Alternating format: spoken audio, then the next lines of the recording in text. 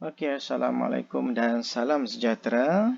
Bersama saya, Cikgu Abadi akan berkongsi berkaitan dengan bab 5 Genetik Sains tingkatan 4 mengenai pewarisan. Okey, jadi selepas sesi pembelajaran kita pada hari ini, kita akan dapat lihat perbezaan antara terma trait, ciri, gen dan alel. Yang kedua, kita akan dapat nyatakan apa yang dikatakan sebagai maksud alel dominan dan alel resesif. Dan seterusnya, kita dapat kelaskan apa yang dikatakan sebagai trait kepada dominan ataupun resesif. Okey, seterusnya, permulaan yang pertama, kita perkenalkan apa yang dikatakan sebagai ciri, trait, gen dan alel untuk kita lebih faham konsep yang terdapat dalam pewarisan. Jadi, terma yang pertama ialah ciri. Apa yang dikatakan sebagai ciri ataupun karakter? Sifat ketara yang diwarisi dan ditentukan oleh gen seperti warna mata. Jadi, secara mudah dia, ciri ni ialah apa yang kita boleh dapat lihat dengan pandangan mata kasar kita. Dari jauh kita boleh nampak jenis rambut, warna kulit. Itu dikatakan sebagai ciri. Okey. Seterusnya, apa yang dikatakan sebagai trait? Trait ni mengatakan bahawa variant atau variasi bagi ciri khusus yang dapat membezakan antara individu tersebut. Jadi, trait bagi warna mata tadi ialah warna hitam, warna biru dan warna coklat. Jadi, nak lebih faham lagi, ciri ni dikatakan sebagai umum. Trait ni lebih kepada khas dia. Okey, apa yang dalam dia tu? Contoh warna mata. Warna apa? Warna hitam, warna biru, warna coklat. Contoh jenis rambut. So, jenis rambut itu adalah ciri. Trait dia ialah rambut kerinting, rambut lurus. Maksudnya dia dapat membezakan antara individu tersebut. Okey. Seterusnya, terma yang ketiga ialah mengenai gen. Apa yang dikatakan sebagai gen? Gen adalah unit pewarisan di mana dia yang mengawal ciri tertentu dalam suatu organisma. Di mana berada gen ini? Pandai. Gen ini berada dalam kromosom. Okey, seterusnya kita lihat terma yang keempat mengenai dengan alel. Apa yang dikatakan sebagai alel? Okey, sepasang gen yang berada pada lokus ataupun kedudukan yang sama pada kromosom homolog yang mengawal trait organisma tersebut. Apa itu sebagai trait? Trait adalah yang membezakan ciri-ciri tadi itu.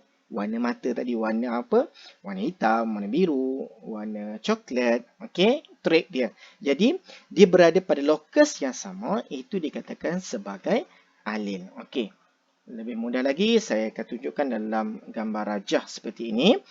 So, yang warna purple dengan warna merah ini dikatakan sebagai sepasang kromosom homolog ataupun kromosom homolog di mana asalnya daripada male parent, female parent bermaksud daripada ibu dan ayah.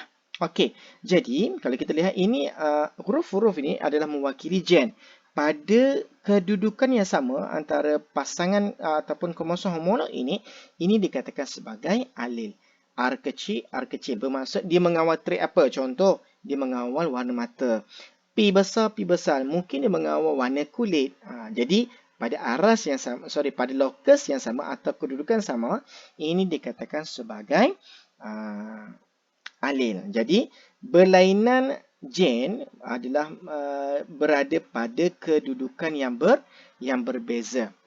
Okey, itu dikatakan sebagai alel. Mesti pada lokus yang sama antara warna purple dengan warna merah, kedudukan dia mesti sama. Itu dikatakan sebagai alel. Okey, next.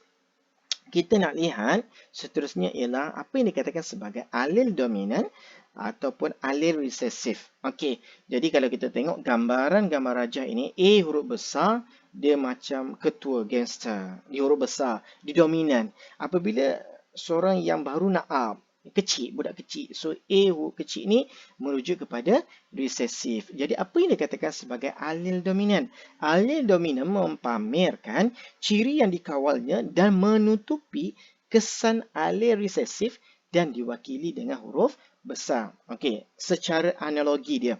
Pada satu kawasan, bila A besar dengan A kecil bergabung, dia berada pada satu kawasan. Jadi, dominan masih lagi mengatasi A kecil. Okey. Jadi, itu secara analogi. Kalau A besar, of course lah. Secara automatik, dia akan terus menunjukkan trait ataupun trait dominan dia. Tapi kalau apa dikatakan sebagai alel resesif, menunjukkan ciri yang dikawalnya apabila alel dominan tidak hadir. Jadi secara analogi yang mudah, ketua gangster yang besar ni tak ada. A kecil yang baru nak up ni, dia geng-geng dia saja. Jadi dia barulah tunjukkan trait si resesifnya tanpa kehadiran dominan. Okey, sebagai contoh kita lihat gambaran tadi. Kalau A besar. So, ini adalah gen yang mengawal contoh. Sesuatu contoh kita letak sini warna kulit. Jadi, A besar merujuk kepada homozygote dominan. Dua-dua adalah bersifat dominan. Okey. Seterusnya tengok C besar, C kecil. So, ada satu sahaja huruf besar, itu dikatakan sebagai heterozygote dominan.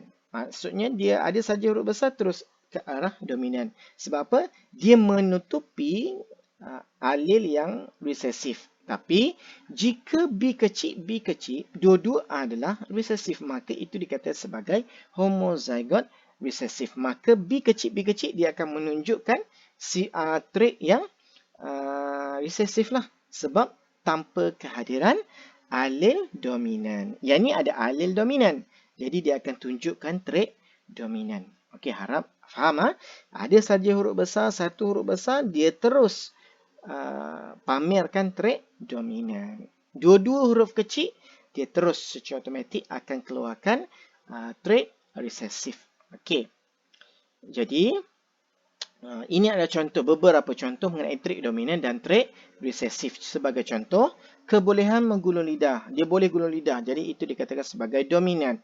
Trait resesif tidak boleh menggulung lidah. Kalau rambut hitam, dia trait dominan. Kalau rambut perang muda, itu adalah trait resesif. Okey. Cuping telinga bebas, itu dikatakan sebagai trait dominan. Cuping telinga melekap, itu dikatakan sebagai trait resesif. Okey, rambut kerinting, trait dominan. Trait resesif dikatakan sebagai rambut lurus. Okey, bagaimana mempunyai lesung pipik? Adakah dominan atau resesif? Okey, jadi kehadiran ataupun mempunyai lesung pipik adalah trait dominan. Okey, kalau yang tak ada, itu adalah trait resesif. Okey, ini menunjukkan kepada cuping telinga melekap, resesif. Kalau dominan, dia adalah bebas. Okey, free. Okey, free earlobe. Okey, seterusnya kebolehan menggulung lidah, dominan. Okey, ini adalah warna mata. Okey, warna mata brown ada dominan, warna grey atau blue ada lebih kepada resesif. Okey, itu saja perkongsian daripada saya. Harap bermanfaat perkongsian saya pada hari ini. Sekian, terima kasih.